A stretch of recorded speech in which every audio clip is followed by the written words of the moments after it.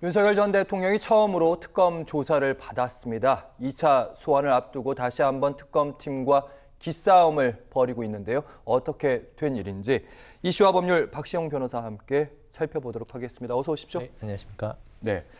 원래는 이제 토요일에 첫 조사를 받았습니다. 거기서 혹시 이제 진술 거부권 행사하면 어떡하냐 이런 전망들도 있었는데 일단 조사는 됐고 다시 한번 이제 2차 조사가 오늘 원래 날짜가 예정돼 있었는데 하루 밀렸습니다.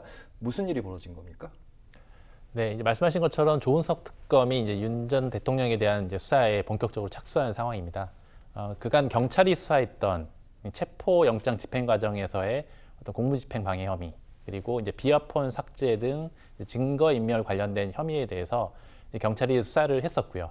실제로 윤 전 대통령 측에 몇 차례 소환 통보를 했었습니다. 그런데 윤 전 대통령 측은 이제 특검이 수사를 하면 수사에 응하겠다라는 입장을 밝히고 경찰 소환 조사에 응하지 않다가 28일 이제 특검의 소환에 응해서 조사가 이루어졌습니다.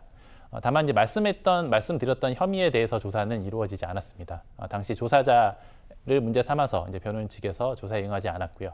그래서 이제 28일 조사는 이제 비상계엄 관련된 국무회의와 관련돼서 한정된 조사만 이루어졌고요.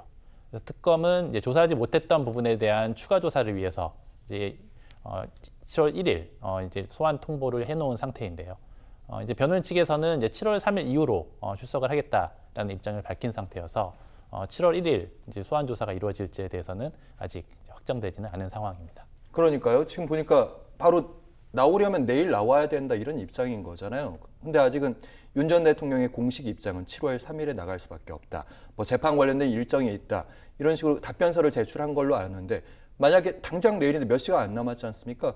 내일 부득이하게 아니면 여러 가지 이유로 안 나오게 된다면 그럼 특검팀에 선택할 수 있는 수 뭐가 있습니까? 이제 소환 조사라는 거는 제가 이제 몇 번 말씀드린 바가 있는데요. 이게 임의 수사입니다. 즉 이제 특검에서 나오라고 소환 통보를 했음에도 불구하고 만약에 이제 피의자 측에서 출석하지 않으면 수사기관 입장에서 조사할 수가 없죠. 그래서 수사를 강제로 하기 위해서는 체포영장을 발부를 받아야 되는 상황인 겁니다. 예. 그래서 지금 일단 내일 출석할지 여부에 대해서는 아마도 특검 측과 변호인 측 간의 협의가 현재도 일단 조율이 되고 있을 것으로 보이는데요. 만약에 변호인 측에서 내일 조사에 응할 수 없다라는 입장이 굳건하다면 예. 내일 조사는 이루어지지 않을 것이고요. 특검 입장에서는 다시 날짜를 잡아서 소환 통보를 하든지 아니면 뭐 체포영장을 발부받아서 강제로 소환해서 조사를 하든지 이 두 가지의 선택지만 남게 되는 상황입니다. 제가 드리고 싶은 게 사실 아까 제가 시청자 여러분께 처음 소개를 할 때 기싸움을 벌이고 있다고 했잖아요. 처음 소환 때부터도 기싸움을 벌였잖아요.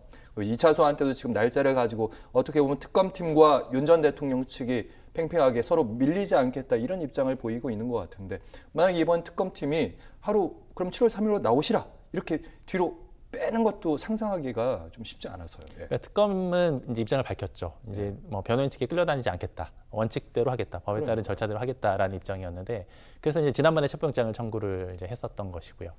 근데 이제 법원에서는 일단 윤 전 대통령 측에서 출석하겠다라는 입장을 밝혔기 때문에 체포영장은 이제 기각이 됐었습니다.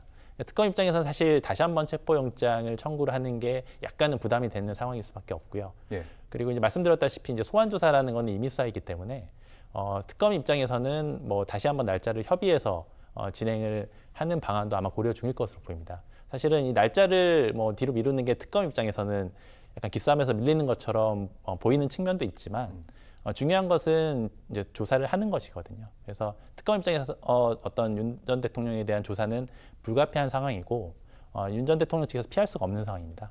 특검이 주도권을 갖고 있는 상황이기 때문에 네. 날짜는 아마 특검 측에서 내부적으로 협의를 해서 다시 한번 협의를 하거나 아니면 이제 강제 수사에 착수하거나 이 결정을 할 것으로 보입니다. 특검 입장에서는 하루 이틀 밀린다고 해서 그게 주도권을 넘겨주는 건 아니다 이런 말씀. 그렇습니다. 알겠습니다. 그리고 토요일에 있었던 첫 번째 조사 시간은 이제 15시간 고검청사에 머물렀다고 하는데 실제 조사는 5시간이다 이런 분석들이 있더라고요. 어떻게 보셨는지요? 네, 이제 언론 보도를 보면 이제 오전 이제 9시에 이제 특검에서 소환 통보를 했었는데요. 이제 10시에 출석을 했고 이제 바로 조사에 착수가 된 것으로 보입니다.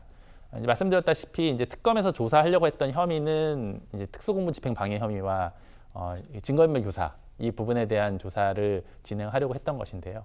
당시 이제 조사를 담당했던 이제 박창환 총경은 이제 경찰에서 파견 나온 이제 수사관의 지휘에서 이제 조사를 하려고 했던 것입니다. 그런데 변호인 측에서는 당시 이제 공수처와 경찰의 체포영장 집행이 불법이다라고 주장하면서 관련자들을 고발해 놓은 상태였는데요.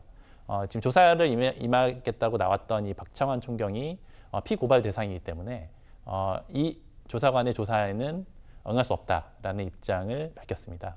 그래서 그 부분에 대한 조사가 이제 이루어지지 않게 된 것이고요. 그래서 특검 쪽에서는 이제 비상계엄 관련된 국무회의와 관련돼서 한정적으로 조사를 하였고요. 그래서 실제 조사 시간은 5시간 남짓으로 보입니다.